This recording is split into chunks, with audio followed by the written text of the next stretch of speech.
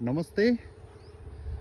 Buddhnagar 3 water park सहारा petrol pump हुँदै यहाँ लाफाचोक देखि चाहिँ हामी पूर्वतर्फ आउनुपर्छ र 200 मिटरको दूरीमा बिसात मोडा 38 हात पिछाड रहेको उत्तर र दक्षिण मोडा पर्ने गरेर 9.5 दूर घडेरी तुरुन्त बिक्रीको लागि उपलब्ध भएको छ।